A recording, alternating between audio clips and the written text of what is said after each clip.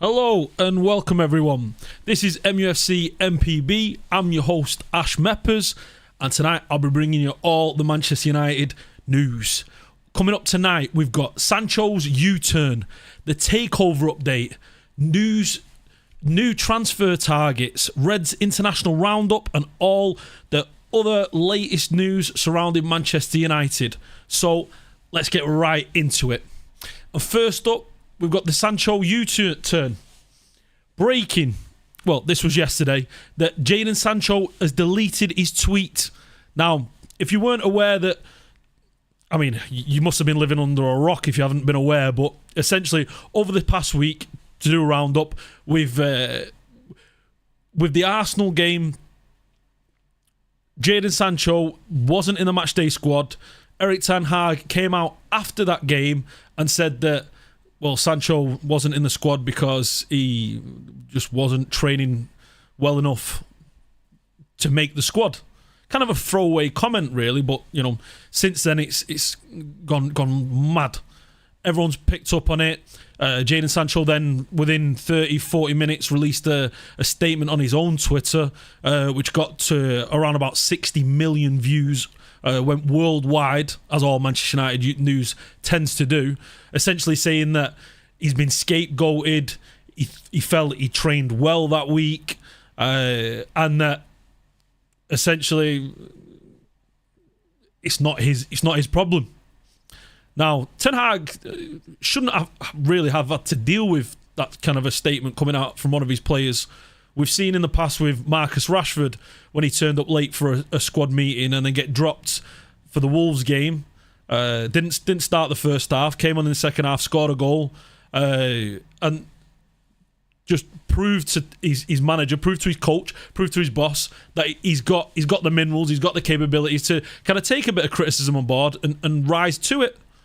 Also seen prior to that with Alejandro Garnacho, we'd seen that Bruno came out and criticised him, and even Erik Ten Hag criticised Alejandro Garnacho. Again, instead of coming out with any kind of public statements, with any kind of nonsense or any kind of divisive movements toward the club, he just got on with it, got his head stuck in, and continued to perform. And you've seen him, play incredibly well over the past 12 months.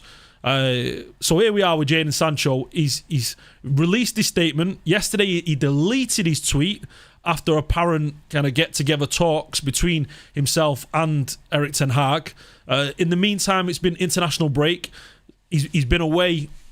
As you can see here, he's been away with Aaron Wan-Bissaka, celebrating John Wall's day party in New York City. I mean, I don't know how you feel about this, and I don't know how you would respond to a manager kind of laying down a gauntlet and saying, look, we need you to do better. I know myself, and what I'd want or hope to see from a professional is them get stuck in at training and kind of get focused on the job and trying to get back into the starting 11 and trying to push and I wouldn't say prove the manager wrong, but prove himself right, that he is performing well. He's performing adequately. He is showing that he's given his best to be chosen in the matchday teams. But this week, I mean, you could look at it from the other side as well. You could go, well, he's trying to take his mind off work. He's going to go, get his head clear, dust off the cobwebs, all that you could say. But I'm not too sure that this is the way you would go about it. Again, maybe I'm wrong. But welcome into the stream. If you're in the stream for the first time, make sure you hit that subscribe button. Make sure you like. We'd appreciate it here over at mufcPB. And let's see what you boys have got to say in the chat. How's it going? It's KPC. He says, how you going on holiday after all this? Should be training and working hard. I agree. It is an international break, so players are allowed to go and do their own thing. But, I mean, especially after kind of all the news coming out, all the kind of just speculation in and around himself and Ten Hag, whether he's going to keep him, whether he's going to leave, he's going to go to Saudi, he's going to be sold in January. I think the message you want to say, if you as a top professional footballer, is, look, okay, I made this statement because I believe in myself. And you can see from me this week, in the international break that I've been there at Carrington every day or every other day, whatever the training schedule, dictates. I've been there, I've shown up, and you can see these pictures. Now, what pictures would we want to see as Manchester United fans? Do we want to see him going on a party in New York, or do we want to see him at Carrington kind of running drills? The pictures that we have seen, unfortunately, the ones where he's out away partying, I'm not sure that's what you want to be putting out there after saying that you are giving it all your best. So I'm not too sure. Welcome into the stream, Sosa World Peace. Good international break. Which one's John Wall? John Wall's on the left hand side. He's a basketball player. Played for is it Portland No, not Portland Timbers. Was it Portland Timbers? No, Portland Timbers, the football team. Portland Trailblazers. Washington Wizards. I can't remember. I don't think Erik ten Hag is going to pick him. Well, we'll see this weekend against Brighton.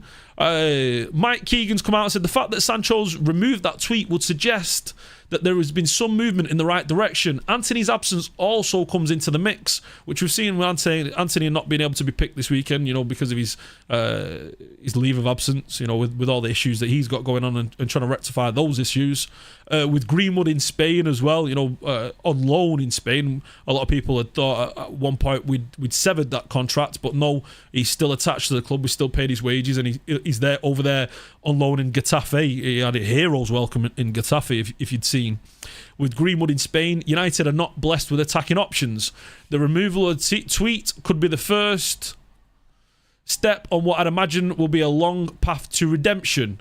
Again, we really want to be seeing more.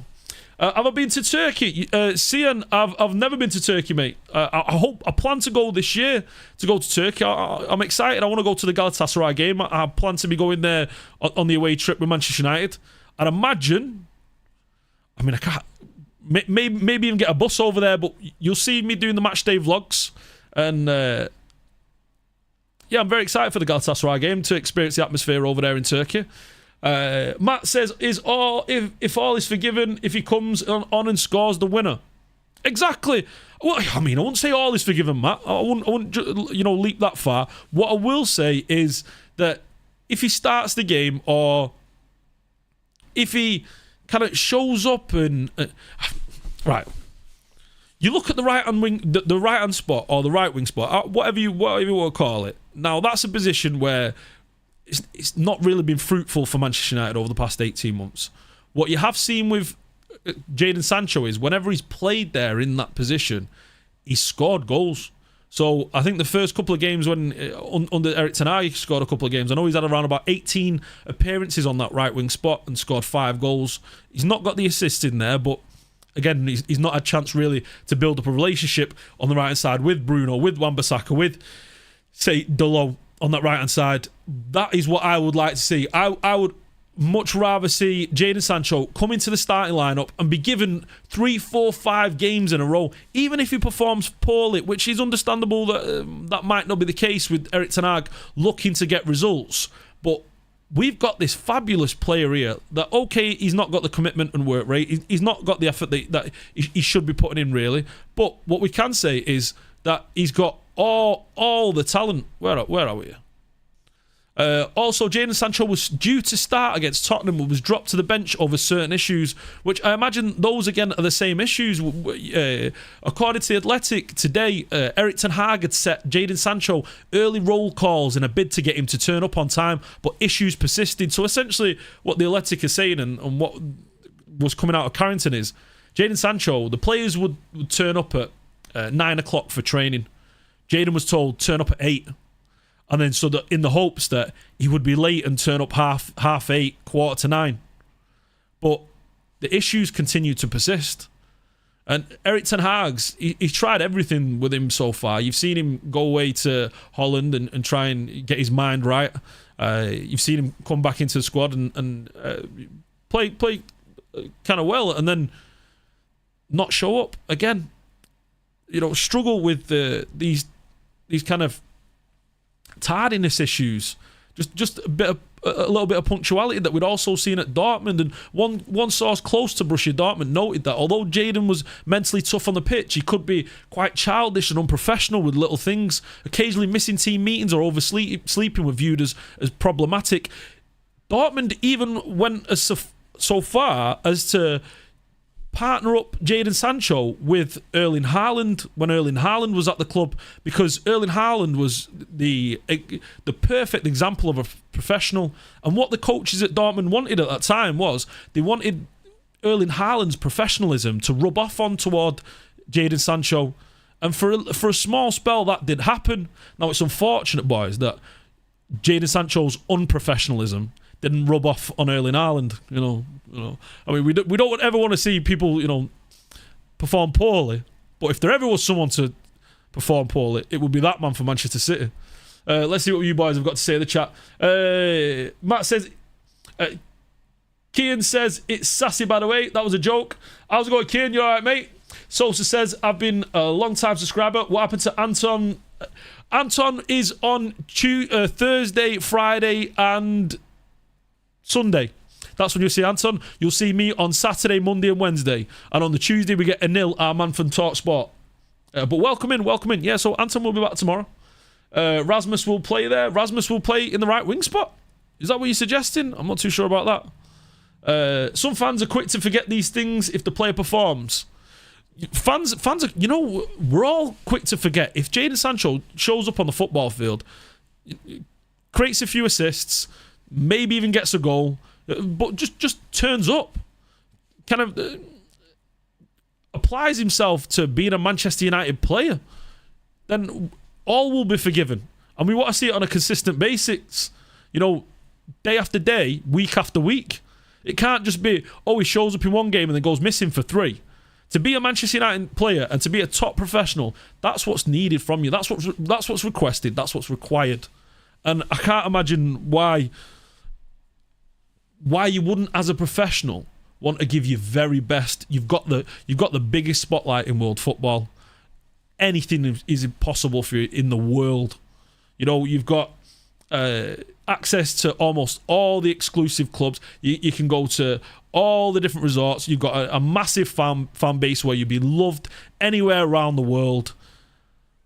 You've got the spotlight on you. You can get yourself into your national team. You can create businesses off the back of your professionalism, like we've seen with players like David Beckham and Paul Scholes and Gary Neville and stuff like that. So he's got all the opportunities as a man, as a human being, to elevate himself to a level where few and far between are ever afforded in this life.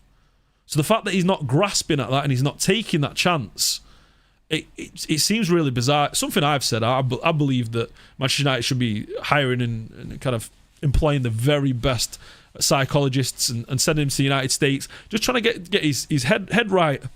Or just listen to some David Goggins. Just listen to 3 or 4 David Goggins Instagram reels. Don't know if you know who David Goggins is. He's an ex-Marine. That man can motivate anybody.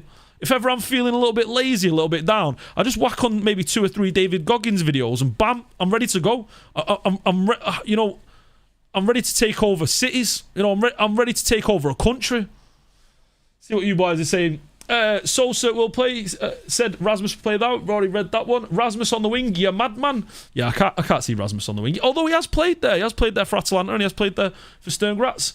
It's KP says it seemed to be on time to the party though. Jadon Sancho, he does seem very punctual when it comes to after work affairs, that's for sure. Hey, how's it going, Matt Gume? Welcome to the stream. Sancho to start on Saturday, says why? I hope so. I hope this is the dawn of a new era for Jadon Sancho. I really do. Otherwise, we're left with having to buy another £100 million winger, trying to sell another English player who nobody wants, and everyone is aware of attitude issues. So I'm hoping, for our sake, for Jadon's sake, for Ten Hag's sake, that this man will start on Saturday and it'll be a new dawn for the kid. That's what I'm hoping, and I'm sure you boys are hoping as well. You look at how much money we've spent over the last 4 years in the right wing spot. We spent £197 million on the right wing spot in the last 4 years. Think about it for a moment. Dan James, Pellistri, Ahmad, Sancho, Anthony. We have no idea who's going to be our right winger for the next 18 months. We have no idea. After spending 197 million on a right winger. It's absolute madness. Chaos at the football club like we usually see. John Murto is interviewing in the talks between... We'll talk about that a little bit why. Listen, don't worry, mate. We'll bring the news. Craig says, good evening. Good evening, Craig. Welcome to the stream. Make sure to, if you've not already subscribed, and hit that like button. Strawberry Grace says, missed the start. No announcement tweet today. Well, if there's no announcement tweet today, I'll have to get onto mufcMPB. Make sure that we get those announcement tweets out so you can get all your latest news and keep up to date with all the goings on within Manchester United. Højlund, Martial, front three, thoughts. Rashford, Højlund, Martial.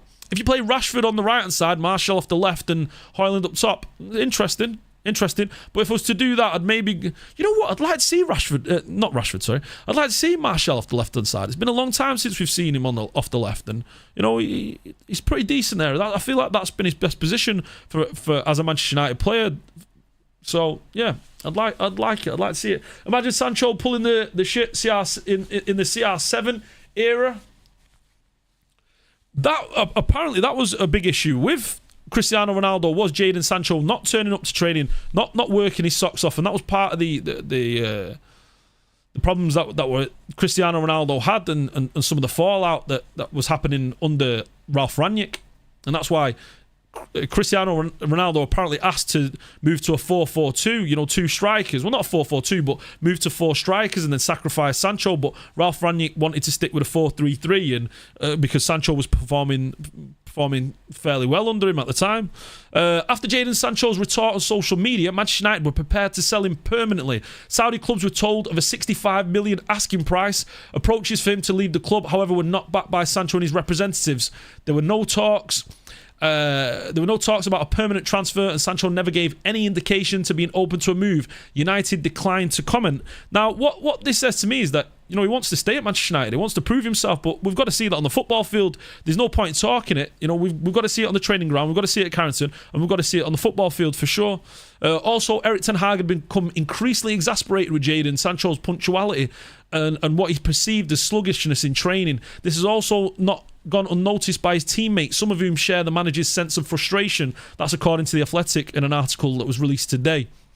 Which you can understand. You know, you're a fellow professional. You know, you're wanting to reach the very top, the very heights of your career, and you've got a player there next to you. I'm sure we've all been in that situation, being in a job or being on a project, and you've got that one guy who's kind of just, you know, not giving it his all.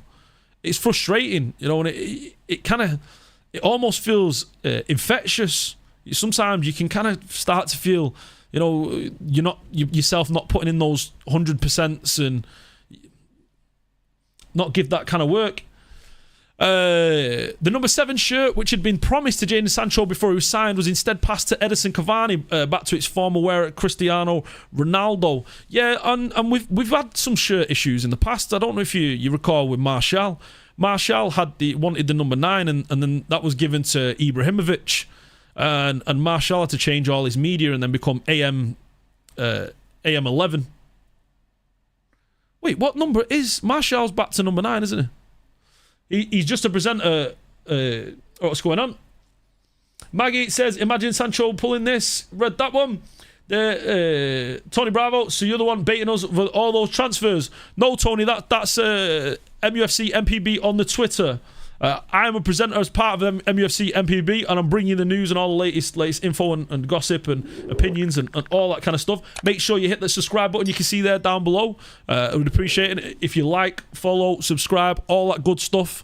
It'd be very appreciated here. We've got big things planned for this channel over the next 12 months. You've seen with the Twitter, it do incredibly well over the last 24 months. We look to be doing the same, getting some big guests on. We've already got Anil Kandola from TalkSport, who runs a show on Tuesdays. In the January transfer window, we're going to be bringing you some surprise guests, and we've got big plans for the foreseeable future. What's going on, folks? Good evening, Ash and the chat. Welcome in, Big Ron. We're just talking about Jadon Sancho, and I think this is what I hope to see us line up. I posted this a couple of days ago before the news that had broke about Jadon Sancho deleting his Twitter and the crisis talks that had been had with Erik ten Hag, I was hoping that Marcus Rashford, Højlund and Jadon Sancho would make a front three for Manchester United against Brighton on Saturday. I'll be going to that game. I'll be bringing you a match day vlog on my channel at mufcMPB on YouTube and x.com. Make sure to follow also our Twitter account Twitter, X, at mufcMPB, and make sure you're subscribing and you're following over here, boys. But this is how I believe we'll line up on Saturday. I think Diego Dalot will stay with his spot there on that left-back position, and Martinez and Lindelof you've seen play a few games for Sweden, won one, lost one. Martinez has not played any games, but I'll get into that international Reds roundup a little bit later. Also Onana played a few games, but again, like I said, I'll bring you that international roundup a little bit later with all the latest Manchester United news and going on with the internationals this past 2 weeks. Mac says Glazers out, mate, right behind you. Glazers out. Tony Bravo says, I'm only joking. mufcMPB are the GOATs. Indeed. Thank you very much, Tony Bravo. Why says, doubt Sancho's back in the squad. Well, John Murtough, apparently, which was just in 35 minutes ago, John Murtough is intervening to get a resolution between Jadon Sancho and Erik ten Hag. The directive has come from Richard Arnold, as there is no sign of them resolving their issues. So having said everything I've said, it seems like the issues are still there. What I don't like to see the board members getting involved and telling managers what they need to do. I don't want to see that. I don't want them sticking their noses in. I don't believe John Murtough knows anything about, tactics, player management, all that kind of stuff.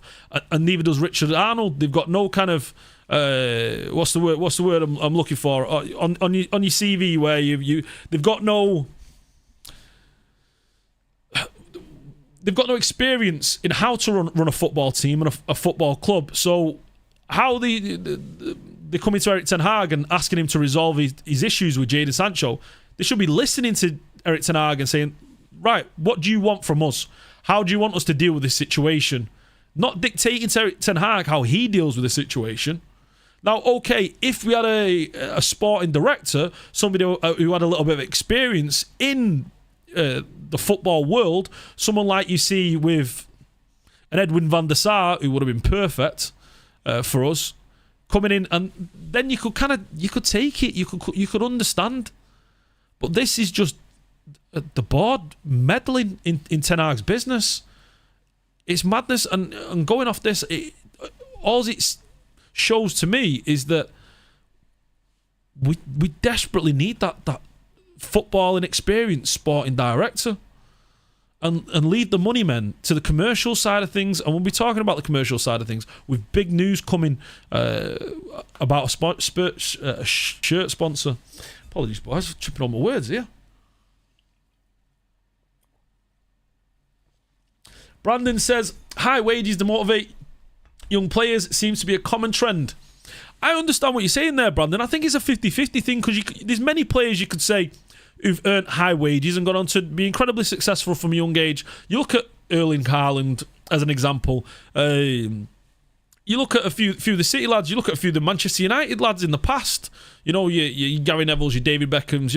Earning good money, solid money, and then continuing to progress through the careers. Look at Cristiano Ronaldo at a young age. Look at Lionel Messi. Okay, you could say these are the exceptions, but look at Bukayo Saka. Look at Marcus Rashford. There's plenty of examples to the contrary to say that not all players from a young age then lose commitment. With Sancho, it seems to be a psychological issue where he's struggling to be motivated to reach his peak and reach the very best of his capabilities on the football field. And I'm not too sure why, to be honest, because he's got all the opportunities laid out in front of him. But that's just where we are right now. Right, let's see what you boys have to say. Tony Bravo says, I can see Ten Hag starting Bruno on the right-hand side. I agree, I can see Ten Hag starting Bruno on the right-hand side. Also, I'd also like to see Mason Mount, when he comes back, potentially being played on the right-hand side. And what that would allow is, Bruno Fernandes being played on the right-hand side, what that would allow would be Christian Eriksen, Casemiro and Amrabat playing in the middle. Now just think about that for a moment. Casemiro and Amrabat with Christian Eriksen and Bruno Fernandes in one team, controlling the midfield. Now, if that team can't control a midfield and can't dictate the play and boss a game, then we might as well just shut up shop. We might as well close the shutters and call it a day. For me, that's the team that we should be looking to be putting on the football field. And then worst case scenario, we've got Scott McTominay, who we've seen perform incredibly well over the international break. We've got that midfielder there. Maybe we could do with another centre midfielder.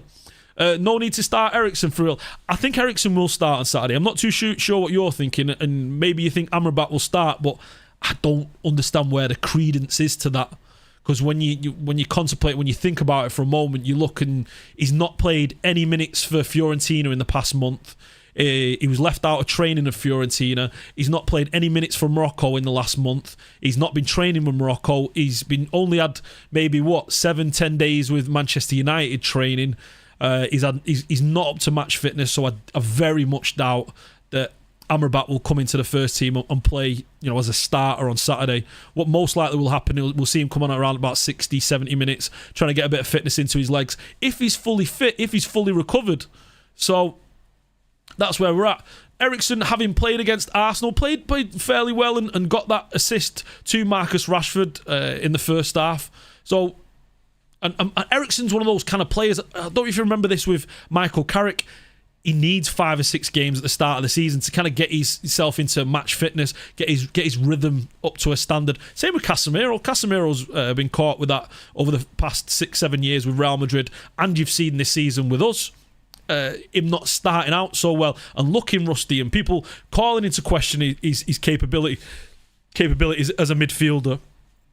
I mean, hopefully it's not a scenario where we're in a place where we're in a Fabinho situation where Casemiro's legs are, on the way out. So yeah, Sancho is a 70 million asset on paper. Erik ten Hag is a proud man. I think any club can't allow a manager's obstinacy to sour relations with a player asset.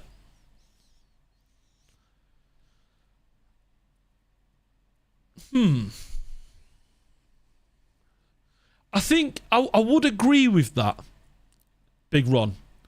Had he not tried, multiple efforts, had he not tried to send him away, had he not tried to, bring him into the team and give him minutes and perform.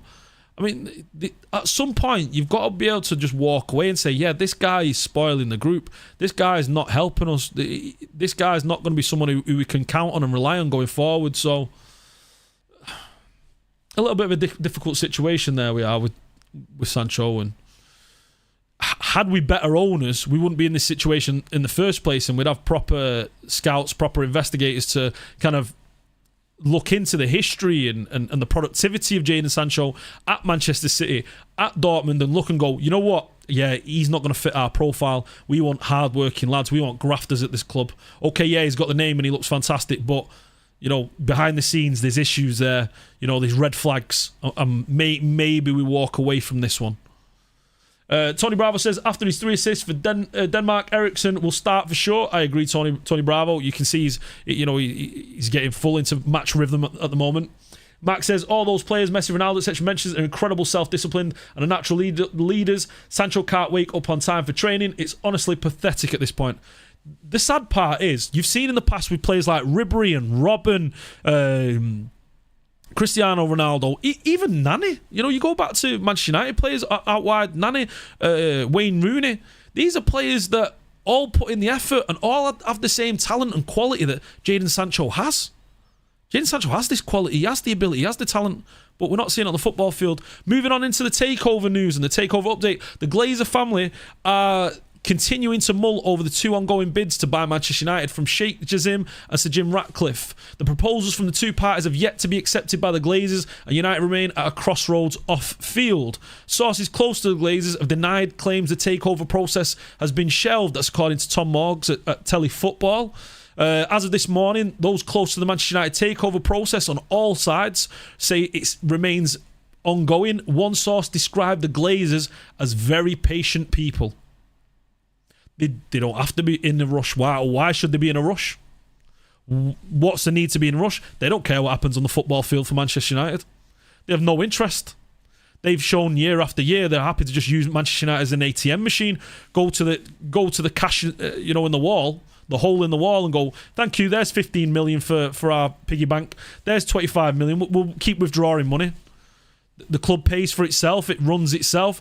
They've during the Greenwood debacle, during the Cristiano Ronaldo issues, during Harry Maguire captaincy issues, the Glazers have just sat back and just done nothing, not got involved in the club. They never speak up. They're the absentee owners. They don't care about the club. They have no interest in the club.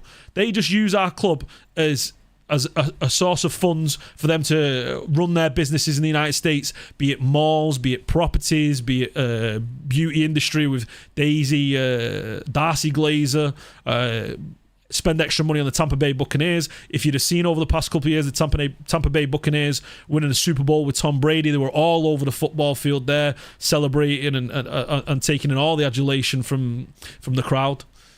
So they have no interest in Manchester United, and the only interest they do is in how much Manchester United can bring for them.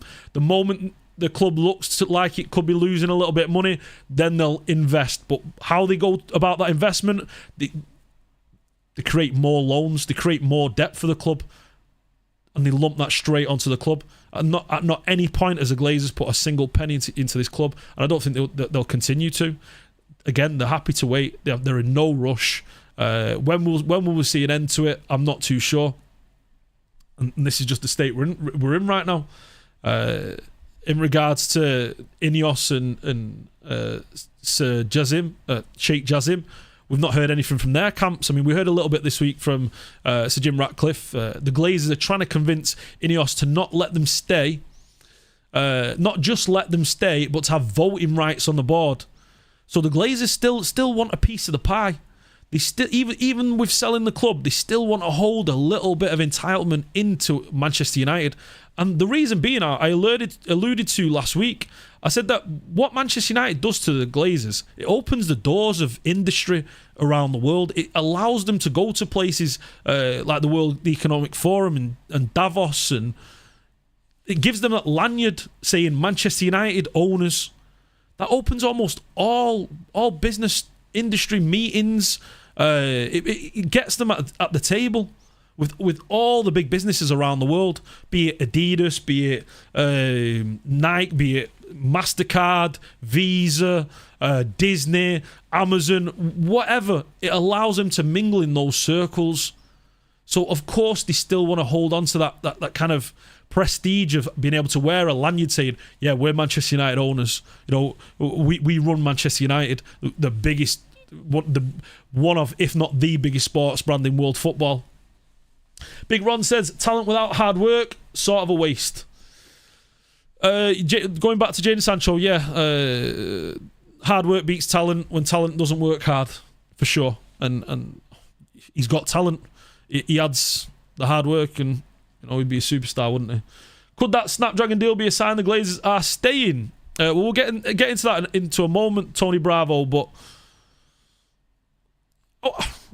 we'll get into a moment. So Jim Ratcliffe is well aware of the impossibility of allowing the Glazers any meaningful say and would rather walk away from negotiations. Now, Sir Jim, as a Manchester United fan, apparently, I mean, I don't know any Manchester United fans who have season tickets to other football clubs. Some people have kind of made excuses for that, but that seems a bit sickening to me, to be a season ticket holder and go to another club, and that's not for me at all. So Sir Jim, he understands and he's reading the room. He can see that the fans don't want the Glazers, and if the fans see that the Glazers are staying, they'll see that Sir Jim Ratcliffe is basically just the Glazers 2.0, which even without the Glazers, I imagine Sir Jim Ratcliffe will be Glazers 2.0. You see the way he's running Nice at the moment and the way the fans have reacted to him over there. They're not happy with him. They want him out of the club, and at the moment, with every sports club he's been involved in, they've gone backwards rather than forwards and onwards and upwards. So what happens with Manchester United? We're not too sure. Listen to Stretford. Had an interview with Chris Wheeler. How's it going, Stephen Welch? Welcome to the stream. Matt Gummy says, let's say by some miracle the team gets sold tomorrow. What are some of the first things the new owners could do to show good faith they are moving in the right direction? Show that they're willing to invest in the stadium infrastructure. Show that they're willing to invest in the training ground infrastructure. Set up a fan forums where they listen to fans. That's all they've got to do, really. What would you want? Let us know in the comments, and let us know if you're watching the video live or you're watching it on demand. I'd be interested to hear what are your thoughts from the potential owners. What would you want to see them do in the first couple of months? That for me is enough. Just showing a willing and intent to invest into the infrastructure of the club. Something that the Glazers have not shown for 15 years of their ownership. You go back to the 15 years before the Glazer ownership, and you look at, we had three new stands built. We had the 2 quadrants built. We had Carrington built. Well, we had the quadrants on the way to being built, and the plans of the 2 quadrants at Old Trafford. We had the renovations around the stadium, the seating. Like I said, Carrington was built state of the art. Some of the best facilities in world football that were before the Glazers. Since the Glazers have taken ownership of Manchester United, Carrington is still Carrington. The stadium is still the stadium. They've invested almost nothing in the stadium. They've invested almost nothing into Carrington, or pittance, I should say, into Carrington. That's from a club like Manchester United, for one of the biggest sporting clubs in the world, if not the biggest sporting club in the world, which we should be for many reasons. It's just not good enough. You've seen our stadium fall behind our rivals. You've seen our training ground fall behind the rivals. You've seen the way we're able to deal with players and player relationships and player relations fall behind our rivals. It's just not good enough from Manchester United, not good enough from the Manchester United owners. And we want to see better. We demand better. It's not a big ask. It's something that can come from within the club. Manchester United fans are the best fans in the world. There's no doubt in that. We are the best fans in the world. So some of the rival fans who are watching this may not agree and may make some arguments. But when you consider in the 1970s, we were the biggest supported team in England. We had the highest average attendances. Even though we're in the second division, you look at, every game pretty much sells out for Manchester United.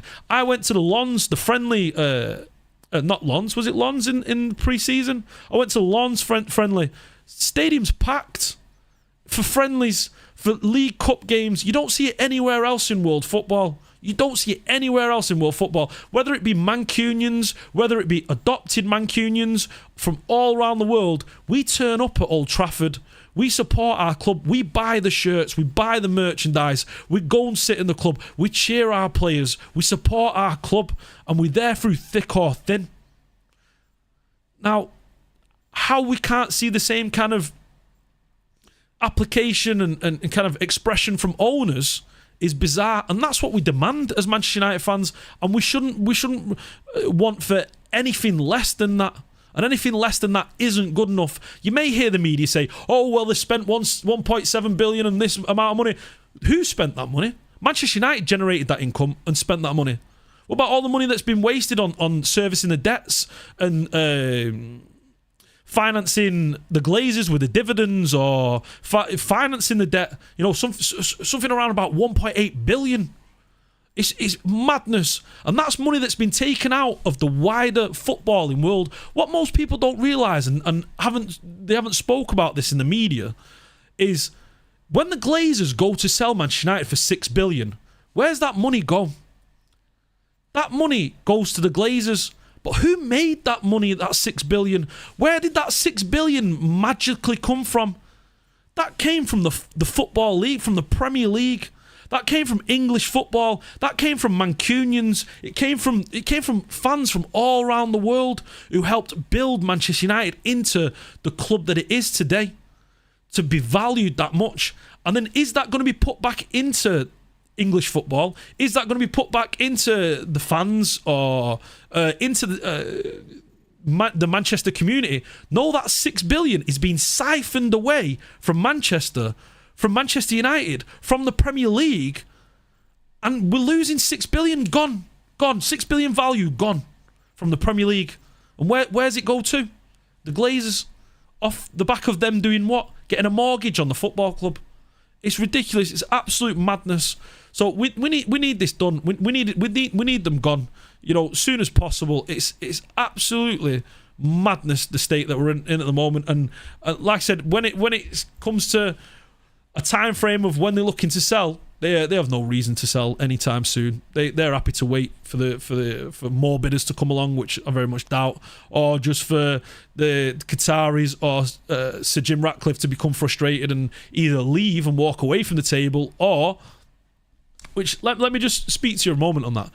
I believe that could be a strategy from the Glazers, them looking to essentially say that, oh, it's not our fault they haven't bid enough. We're stuck with the club now, but we're going to continue to own it and continue to, you know, siphon the money from Manchester United. And that'll be their excuse to the Manchester United fans, like, look, it's not our fault that the bidders walked away from the table. There was nothing we could do. We wanted a reasonable amount from Manchester United, which, you know, when you look at the stock price, it's valued at around about 3.8 million. You look at the money that they're requesting, they want around about 10 million. It's ridiculous. It's ridiculous. It's like Rightmove, and I said this last week. It's like Rightmove saying your house is valued at 200,000 and then putting it up for 700,000. It's madness. It's just sheer madness. So that's the state we're in right now. Manchester United targets, a little bit of news came out from Samuel Luckhurst from the MEN that Manchester United have provisionally targeted 4 significant signings next summer. United intend to strengthen at full-back, centre-back, centre midfield and in attack, but not specified which position in attack, with outgoings expected in most departments. Now, who would you like to see at full-back, centre-back, central midfield, in attack coming into Manchester United over the next summer, maybe even in January, but as we saw last January, with any intent from the Glazers to try and support Ten Hag with Weghorst and Sabitzer are both on loan, that says it all, really, doesn't it? You know, the Glazers aren't willing to back their man and want the club to succeed. It's crazy, but again, I'd be interested to hear who you would go for at centre-back, central midfield, in attack, central midfield and in attack. I've got a few ideas. I'd like to see centre-back, Tapsoba, I'm not too keen on. Todibo, I like the look of Todibo. He'd be cheap and a very good player. Formerly at Barcelona, Benfica, now Nice. And a player that to me feels like he wants a second chance, you know, to be one of them star players. You could see at youth level he was a quality operator, and it wouldn't surprise. He's good in the air, he's good on the ball, he's good driving the ball forward, his passing range is exceptional. He's got everything. He just needs a stage to shine on, and I think Manchester United can be that stage for him. So someone I'd be excited to try and buy in the summer. Also central midfield and attack. How's it going, Pika? Welcome to the stream. Let's see what you boys are saying. Stephen Wrench said, listen, Glazers want 7 to 10 billion. A redevelopment of Old Trafford is what you'd want to see. Yeah, of course, redevelopment. Would you want to redevelop, or would you want to see us build? That's the interesting thing. Having been to Old Trafford many times, I'm kind of like, I'm linked to that club. I've got so many great memories there, and so many great moments in my life have been spent at Old Trafford that I'd be devastated to see him knock it down. I'd be heartbroken. So I wouldn't want to see that at all. Manchester United have been monitoring Brighton striker Evan Ferguson. Sources believe it's possibly could be transferred next year. Now, Evan Ferguson just recently signed a long-term contract, taking him to 2028 with Brighton. He signed that in around, I think it was January, March. If Moises Caicedo is 150 million, what does that make Evan Ferguson worth? We're talking at least 130, 140 million here. That's going to be a difficult situation for us next summer if that's to be the case. I can't see him leaving next summer because he's got the long-term contract. I can believe he'll stay for another year, this season and then the next, and then look for a move in 2025. Sorry, That's what I'd expect to see. Silva on Benfica, a future great centre-back. Also Ferguson to replace Martial. Yeah, it'd be interesting. I don't know about replace Martial. I still see Martial as a left-sided player. I know he's been shoehorned into that striker role, but he's never excelled as a striker, has he? Really, Tony Bravo? Not for me anyway. Senior figures at Manchester United have started the search for a new right winger of proven ability at the highest level. That's according to Crossy at Daily Star. Now, not the best source there from Crossy, but we will need a right winger. There's no doubt in that. Pellistri, for all his talent and ability, he offers nothing in regards to numbers. He doesn't get assists and he doesn't score goals. So how that changes in a Premier League team, in the fastest paced league, in the toughest league, I can't see that changing personally. I want to see him be given this chance. I want him to prove me wrong, but up until now, I've just not seen it with Pellistri. You already know how I feel about Tony. Should get him if Brentford let him go. Ivan Toney for Brentford in January, that would be interesting. Although he has on a interview with Diary of a CEO said that he would love to move to Liverpool or Arsenal. Now, how being his third choice would feel, I'm not too sure about that one. Evan Ferguson has an 80 million release clause in his contract that is active in summer 2024. I'm not too sure if that's been confirmed, Stephen. I'm not too sure if that's just rumours. Brighton are incredibly smart operators, and for them to only put an £80 million release clause on his contract of one of the most exciting youth talents in Premier League, I'd be amazed if that was to be true. Kyle Jones, welcome to the stream. Hope you're having a nice day. Welcome in. We've been talking about Jadon Sancho, his return, the Glazer takeover. We're currently talking about the Manchester United targets and what we're looking to be doing over the next 12 to 18 months. Love your work, man. I appreciate it, Carl. Thank you very much. I'm just a presenter here at mufcMPB. I'll be here Saturday, Monday and Wednesday. And on the Thursday, Friday and Sunday, you've got Anton. And on the Tuesday, we've got our main man from TalkSport, Anil Kandola. A loan move for a right winger in January may be the answer for Manchester United to get them through until the end of the season, according to Mike Keegan at Daily Mail. Loans again in January. Where have we seen that before? What are we doing? Where?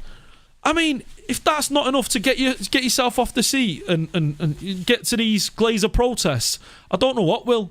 We saw in last January, Weghorst and Sabitzer. This manager, people talk about backing Ten Hag, and he's been backed.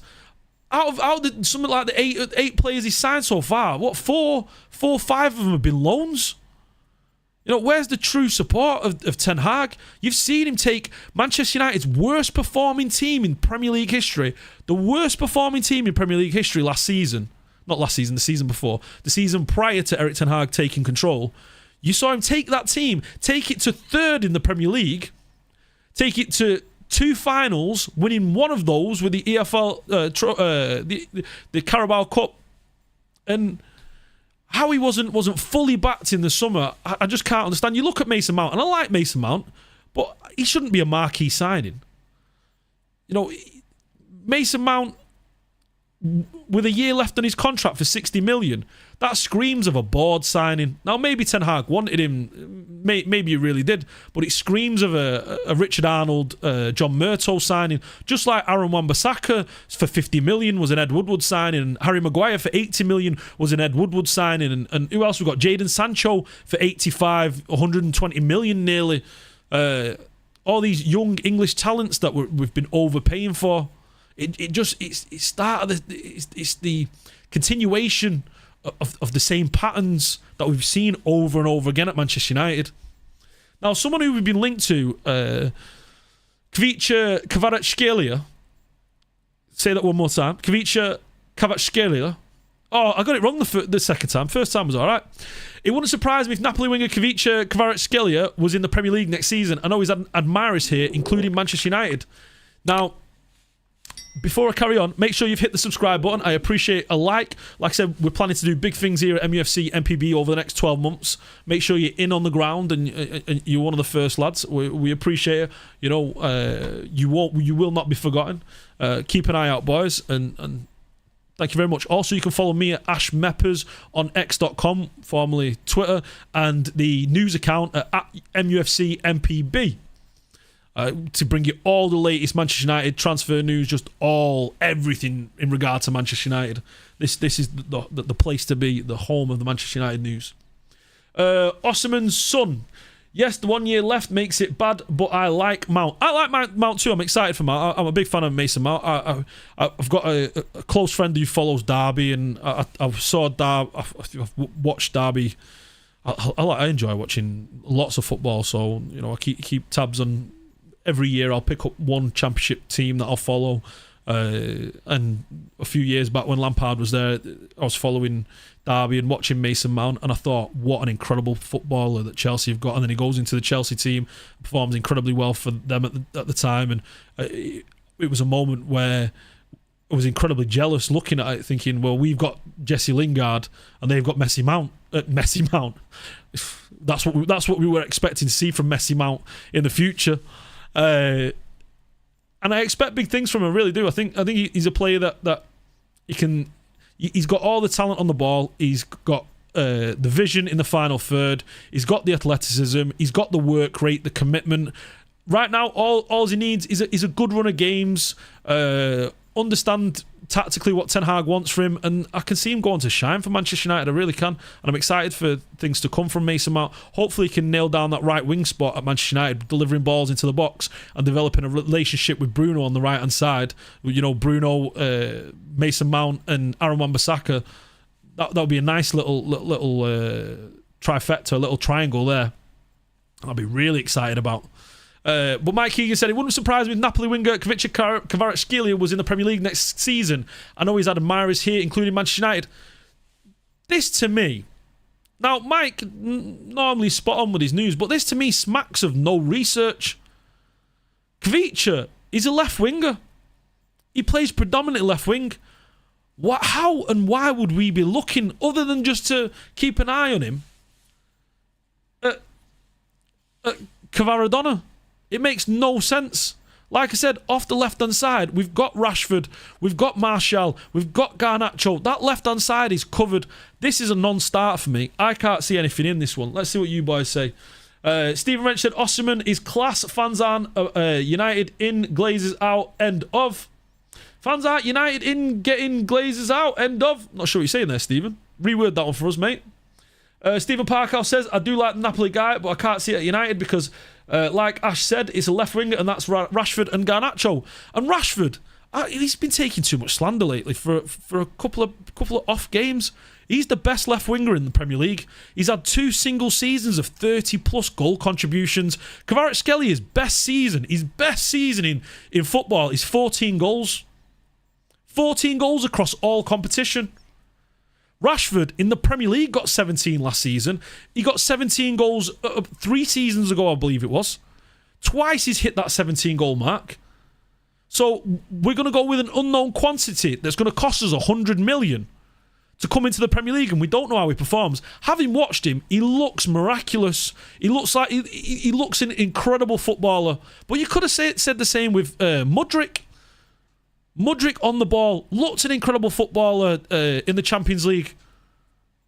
In the Premier League, he stuttered and stumbled and doesn't look a quarter of the value that Chelsea paid for him. So again, he's had one good season. And also, I'd like to point out, Marcus Rashford has been the focus and the game plan for almost all opposition coaches over the past 12, 18 months. When an opposition comes to Manchester United, they go, right, how do we stop Rashford? Anybody else we need to worry about? Not really. Just make sure we stop Rashford. He's their main output. At Napoli, Kvicha Kvaradona, as he's known in some circles in Napoli and around the world, he goes into that game knowing that he's not going to be targeted. He knows that he's got Osimhen there to take away the attention of the defenders. Rashford's on his own. Defenders are just looking at Marcus Rashford and what he's going to do. And the fact that Marcus Rashford has still been able to get those 30+ goal contributions last season, it's incredible. The man doesn't get anywhere near enough respect that he's due. And hopefully he'll start to in the future. He's feeding our kids. He's scoring our goals. Manchester's finest. He's cost us no money in regard to a transfer fee. Yeah, Rashford's our man off the left-hand side. You give him a striker in Højlund, you give him a decent wide player on the other side as well, and you watch him cook. That man's, he's destined for big things. He's 25 years old now. He's nowhere close to his peak. Get him 28, 29. Look at Heung-min Son. Gets to that 28, 29, 30. Okay, Heung-min Son didn't have the best last season, but that's when you look really for wide players to really hit the peak, really start performing. Go look at your Robins, your Ribery's. Go look at all your outstanding wide players in the history of world football. That's when you start to see him really perform, and I believe Marcus Rashford will do too. But that's it in regards to what's coming up to the Manchester United targets. Now, I'm not sure if you would have seen, but we are currently in discussions, and apparently this deal has been done.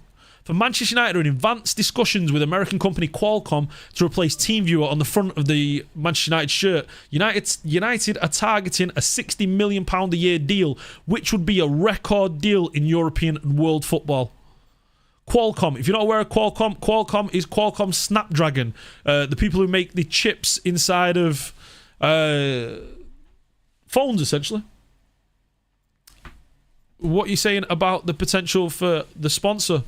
It looks decent. I mean, I know a lot of people, it was divisive, the TeamViewer logo, but it wasn't anywhere near as ghastly as the Chevrolet logo. That was awful, awful logo. So as long as they keep it, small and simple, Snapdragon, or if they do the Qualcomm logo, I'd be okay with that.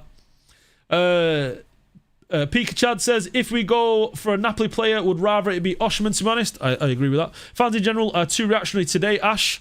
Of course, yeah. But that's fueled by the pundits. You see that with the media because they're desperate to try and stay alive and stay relevant, especially the likes of Sky Sports and TalkSport and a lot of the regular coverage. That's why you come here, boys. You'll see over with mufcMPB over the next 12, 18, 3, 4, 5 years, you'll see, balanced, honest opinions and takes that come from a position of fandom and realism, not wild, speculative clickbait titles that aim to cause division between fans and look to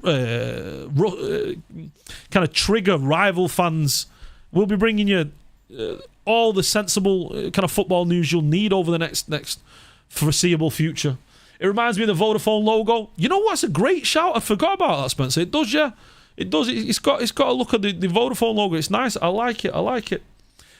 Chad said, I remember when Ten Hag joined us last summer and said Rashford was going to be his main talisman for the season. Thought it was crazy after the season. Rashi had in 21-22.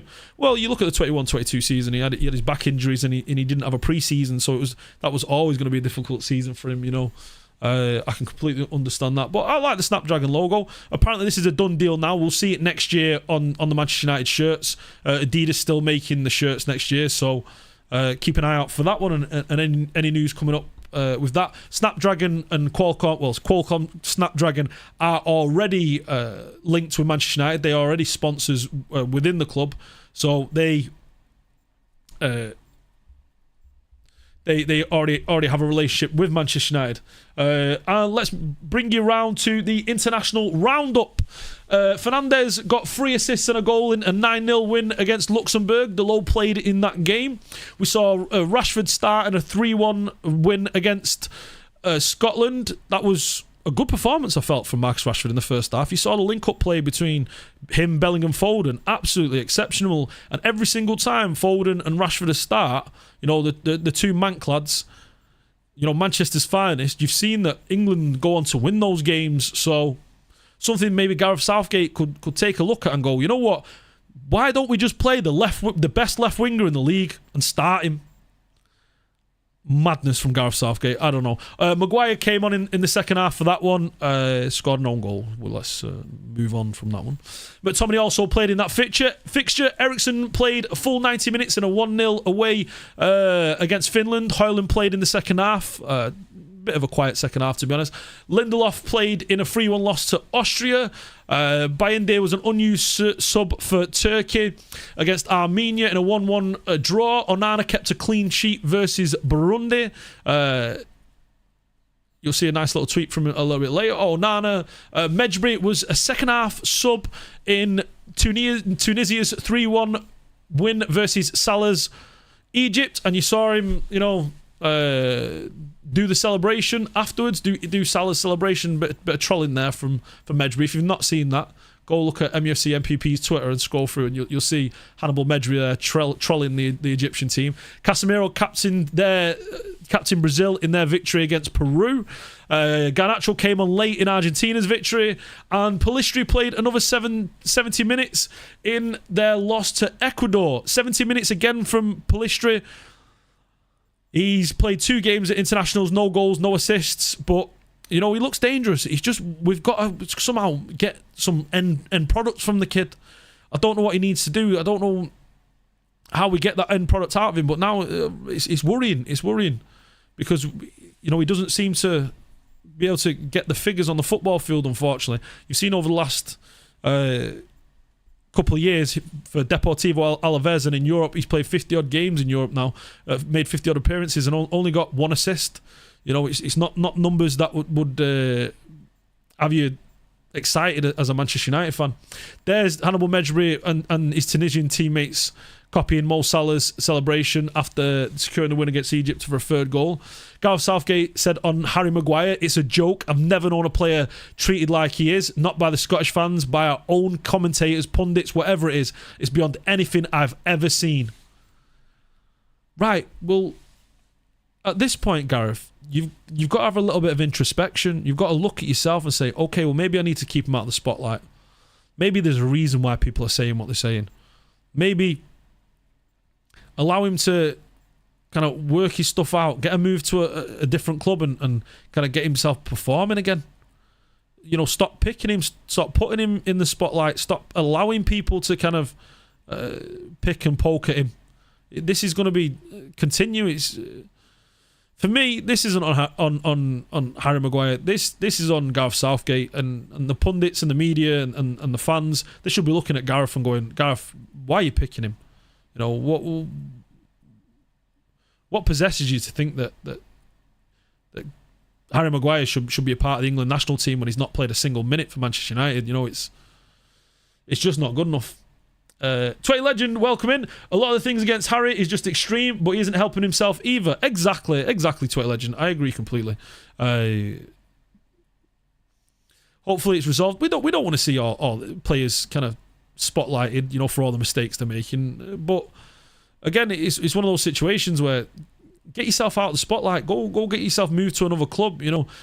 Turn down the England call-ups. Say to Gareth, I don't think I'm ready to play in the England team. I've not been playing enough games, and I'm not sure that it's right for you to be picking me right now. If he came out with that statement before the England internationals, people would go, okay, that's respectable from the man. He doesn't feel like he should be picked because he's not in a position to kind of perform at that level that's required of him. You go, okay, well, come on, let's get him sold to West Ham. Let's get him sold to a Luton. Get him sold to wherever. Just let's get him sold. Maguire's nothing to prove. Remember, yeah, he's nothing to prove. Do you know what I mean? Listen, I wish he did well, but unfortunately, it's just been a disaster for us. Andre Onana posted on his Instagram after his world top class performance in Cameroon's 3-0 win over Burundi. Facundo Pellistri was in action against Ecuador last night in their 2-1 loss. Played 70 minutes. Was unfortunate. Also, Andre Onana, according to Disco Mirror, is set for showdown talks with Erik ten Hag over his decision to return to international duty with Cameroon. Interesting one, this one. I wonder if there's any truth to the rumours there.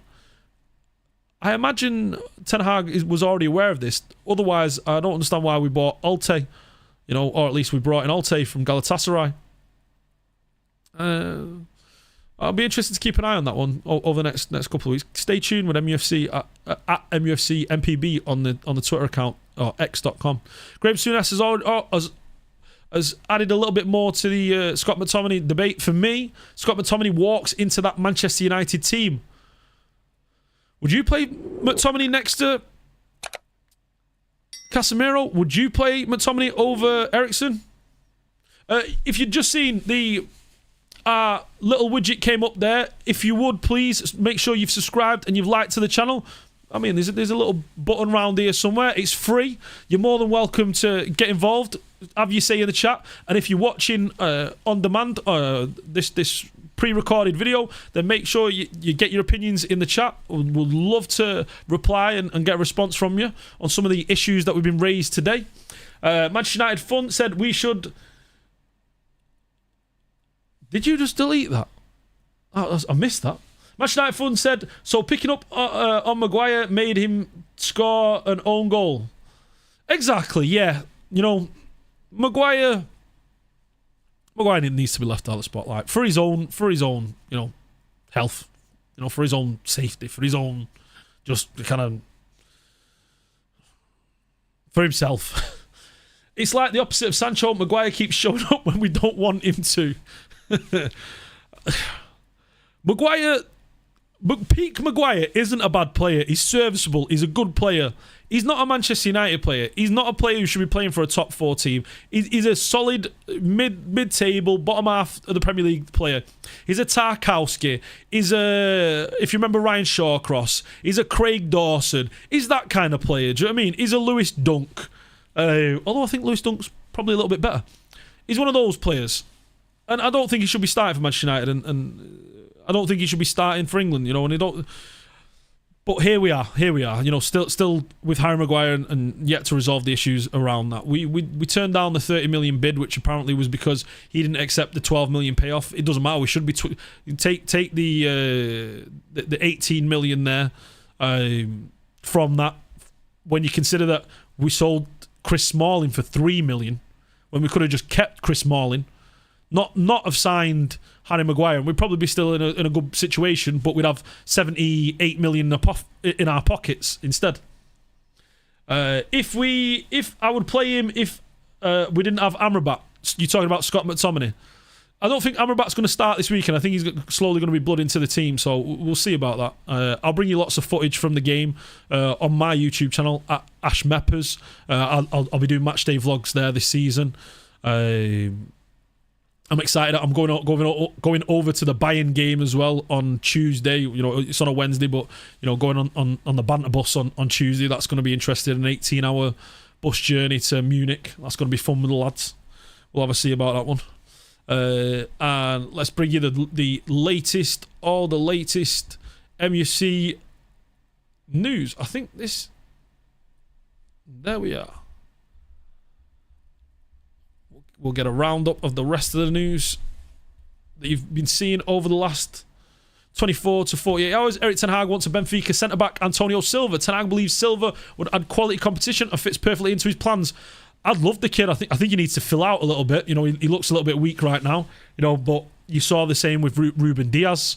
You know, he looked slight, and then you saw him come into the Premier League and fill out and bulk up a little bit. You know, and is incredibly responsive, reactive, great with passing, you know, good aerially, good on the ball. I'm a big fan. But that also quite leads me to question whether we'd sign Todibo. Who would you want? If you had a choice right now between Antonio Silva of Benfica or Todibo of Nice, who would you go for? Get your answers in the comments, and I'll be sure to reply to them either in the video here now or, you know, once the video's finished on YouTube. Ash, did you see that United and Bayern are looking together about revising the crash site in Munich? First time in 10 years. I hadn't seen that. No, I mean, I'm hoping to go there on Wednesday, you know, and go have a pilgrimage to the Manchester Platz. I'm really excited, you know. I don't know what to like lay down there, or I don't want to put any stickers down there. I don't want to, out of disrespect. I don't know, maybe take a scarf, or if any of you boys got any suggestions of something I can do for, you know, the memorial there in Munich for our Busby babes. I'd be really appreciative of that. Silver 100% says Stephen Walsh. Why says thoughts on Amrabat only being a loan with an option to buy deal? That's just for the fact that we can't buy him outright. We've not got the money, and it doesn't help with financial fair play. But for sure, we'll be buying him. Yeah, for sure we'll be buying him. It's just that we've kind of staggered the deals so that we have to buy him in next window. Yeah, for sure. Antonio Silva, you boys all want Silva? Interesting. He's a world-class talent. He's looking good. What's the lad at Sporting called as well? I like him. I would use him against Brighton over Ericsson. Not sure if Ericsson has the legs to play against them. I mean, you look at their midfield. Who's their midfield? Gross and Billy Gilmore. Nothing to be too worried about, really. Even though they are top goal scorers in the Premier League this season. You look at that midfield. You look at that team on paper. That team on paper looks sus. It looks like a relegation team, if we're being honest. You know, you got Solly March, you got Lewis Dunk, you've got Billy Gilmore, you got Pascal Gross. That, to me, is a team that far exceeds the sum of its parts, you know. I like Gonçalo Inacio from Sporting. That's who I was thinking of. Diamandi too. So yeah, a new contract for Kondo Palestri is now one of Manchester United's top priorities. Talks over a new long-term deal is set to be advanced soon. I don't want to be paying him big money. I want to see him start first. I want to see what he can do on the football field, see what he can do in the Premier League, and we can go from there. Because so far he's just been a bit part, squad player. Erik ten Hag is set to hand for Kondo Palestri a prominent role at Manchester United this season. The club believe he's blossoming into a player with the standard to shine. Again, great on the ball, decent passing range, lots of energy. Defensively, not the best positionally, but I want to see the numbers. I want to see his numbers start to pick up. He's got 1 assist in league football. Over 50-odd appearances, not good enough. We want to see goals, we want to see assists, we want to see those numbers start to pick up. Gary O'Driscoll is leaving Arsenal after almost 15 years to become head sports of medicine at Manchester United and begins his new role on Monday. He'll be walking into the team there just with a dressing room and players sprawled about the fitness tables, and he'll be looking, thinking, what have I done? What have I come into here? He's got miracles to perform. I wish Gary all the luck, but it's going to be one of those where he's got a lot of work cut out for him. Manchester United are not going for Anwar El Ghazi. You would have heard the news breaking over the last 24, 48 hours that we were rumoured to be linked with Anwar El Ghazi, formerly at Aston Villa. I watched him a little bit at Aston Villa. He looked decent, but again, no end product. Same could be said at PSV. That is now not happening. Also, Moroccan winger Oussama Idrissi has been offered to Manchester United. He's available as a free agent after leaving Sevilla. Not the kind of players I want to be looking at. But again, all indicative and a sad indictment of the Glazers' ownership. What have we become? What have we become? Corey Carter said, "Hey Ash, hope you and your family are all well. I know this isn't anything to do with Manchester United, but could we be seeing you back on Twitch anytime soon? Misses the streams." I'll be back, Corey, for the EAFC launch, and I'll be doing some streams over there at Twitch at AshMeppers. So keep an eye out for that one, and follow me on at AshMeppers x.com, formerly Twitter. So ain't nobody like El Ghazi. Ain't nobody like El Ghazi, not coming. Wait, I'm not doing that. I apologise. You know what? That was so incredible that we're going to get copyrighted on that video now. YouTube think that was the exact replica of the actual song. I'm just saying. Let's go, Ash. Mr. Streams lot. Can't wait to see you back. Oh, I appreciate it, man.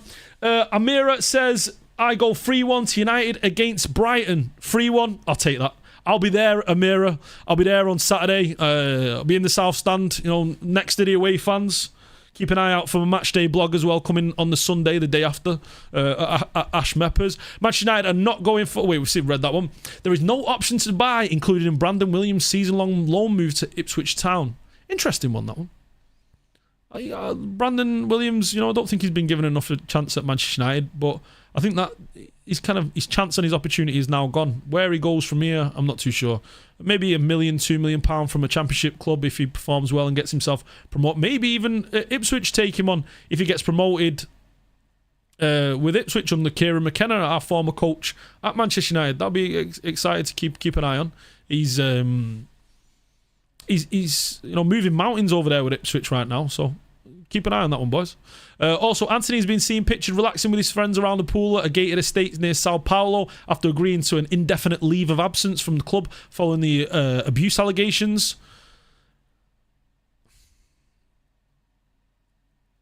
Go read some of the transcripts. Really interesting stuff coming out from Brazil. I don't want to dive deep into it. But however justice is served, I hope it's served quickly and justly.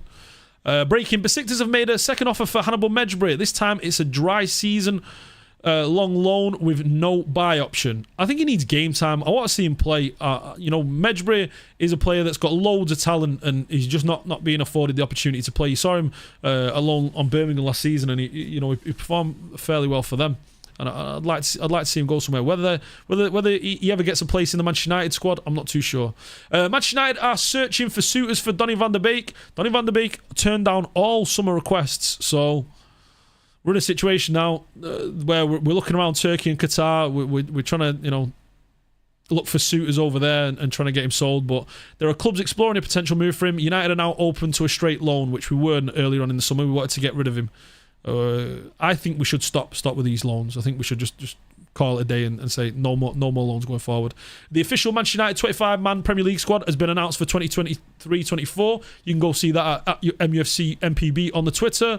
And also, should Facundo Palestri start against Brighton on Saturday? I'd be interested to hear your thoughts in the chat below. This has been a great stream. Thank you very much, boys, for joining in and having your say on the daily Manchester United news, on everything to do with Sancho, the takeover, and everything that we've been watching. Tomorrow, Anton is back. He'll be back. It'll be tomorrow and it'll be Thursday, Friday. I'll be back on Saturday. I'll give you all the kind of news from Old Trafford. Like I said, I'll be at that game. So thank you very much again, boys. If you've not already, make sure you like and subscribe. Any kind of interaction, any kind of contribution to the stream is more than appreciated. I thank you very much for your contribution.